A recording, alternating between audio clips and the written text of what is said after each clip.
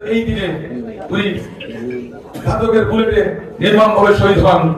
আজ তার শাহাদাত বার্ষিকীতে আমরা স্মরণ করছি এবং সারা বাংলাদেশ আমরা এভাবে স্মরণ করার সুযোগ পাচ্ছি। উনার যে চিন্তা ভাবনা মানুষের জন্য, দেশের জন্য, সেটা আসলে বলে শেষ করা যাবে না। দেশকে গড়ার জন্য যে কাজগুলো দরকার ঠিক সেই পদক্ষেপগুলো নিয়েছিলেন। উনি সৌদি আরবের সেই পূর্ণভূমিতে নিম গাছ লাগিয়েছিলেন, যেটা এখন জিয়াটি নামে ওখানে পরিচিত, এবং লক্ষ লক্ষ হাজিরা তার ছায়ায় শীতল হয় এই আরাফাতের দিনে। বিগত ফ্যাসিস্ট বিরোধী আন্দোলনে যারা রক্ত দিয়েছিল আমাদের নেতা কর্মীদের নামে, আপনারা জানেন 1,43,000 মামলা হয়েছে, 4,771 জনকে নির্মমভাবে পিটিয়ে বা ক্রস করে হত্যা করা হয়েছে। আমাদের প্রিয় নেতা তারেক রহমান নামে 135টা মামলা, আমাদের নেত্রী নামে 36টা মামলা। এইভাবে তারা আমাদেরকে দমন করেছিল। অনেক রক্তের বিনিময়ে আজকে আমাদের এই অর্জন। অনেক কৌশল নেওয়া হচ্ছে, সস্তা কৌশল। আমাদের বিপক্ষ এখন জামাত ইসলামী, এটা বলতে দ্বিধা নেই। সুতরাং আমাদেরকে সতর্ক থাকতে হবে যে আমাদের দলের কাজ আমাদের দলে করতে হবে। কারণ দীর্ঘদিন আমাদের জনপদের মানুষ মনে করে জামাত ইসলাম বিএনপি একই। আসলে একসময় আমরা জোরদারভাবে কাজ করেছি, তখন ব্যাপারটা ভিন্ন ছিল। এখন আমাদের সংগঠনকে আমাদেরকে গোছাতে হবে।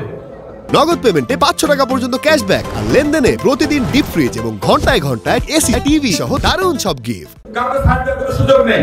আমি বলবো যে আপনার দলের জন্য, দেশের জন্য এবং আগামীতে যে আন্দোলন সংগ্রাম যেটা আমাদেরকে রুস্তম ভাই হালকা ইঙ্গিত করেছে, অত সহজ হবে না।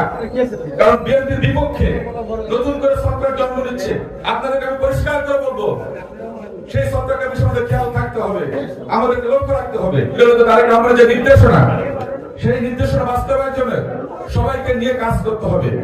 এবং উনি যে কথাটা বলেছেন, দিল্লি নয়, পিন্ডি নয়, নয় অন্য কোন দেশ, সবার আগে বাংলাদেশ। বাংলাদেশের মানুষের স্বার্থ সবার আগে।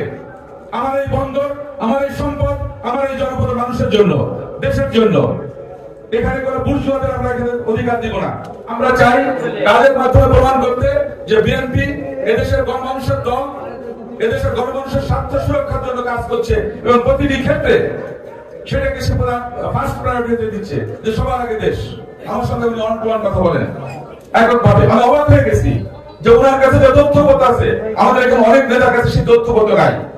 রামপাল বাংলায় 5 আগস্টের পরে কি হয়েছে, বর্তমানে কি অবস্থা আছে, আমাদের নারী নেতৃত্ব কতটা দুর্বল, সবকিছু উনি জানেন। উনি পরিষ্কার করে বলেছেন, ফরিদ আপনাকে এখন প্রত্যেকটা ইউনিয়নে, প্রত্যেকটা ওয়ার্ডে নারী নেতৃত্ব আপনাদেরকে প্রতিষ্ঠা করতে হবে, কারণ আপনাদের 50% ভোট মহিলা। উনি আমাদের যে দুর্বলতাগুলো আছে, রাজনৈতিক দুর্বলতা, মোংলা বন্দর, এখানে সুন্দরবন, বিশ্বমানের যে সম্পদগুলো আছে, এগুলো যে কর্মসংস্থান, এই সব কিছু কিন্তু তুলে ধরেছেন। এবং সাধারণ মানুষের সম্পৃক্ত বাড়ানোর জন্য উনি আমাকে পরিষ্কার নির্দেশনা দিয়েছেন যে আপনাকে এগুলো নিয়ে কাজ করতে হবে।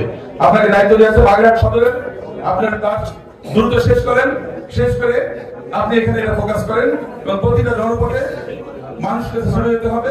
তাদেরকে আমাদের যে ম্যানিফেস্টো, নির্বাচনে আমাদের যে 31 দফা, সেটা তুলে ধরতে হবে। এবং তারা কোন সব একটা কথা সবসময় বলছেন যে ইনশাআল্লাহ আমরা যেটা অঙ্গীকার করবো, আমরা সর্বোচ্চ চেষ্টা করবো সেটাকে মানুষের দরবারে পৌঁছে দেওয়ার জন্য।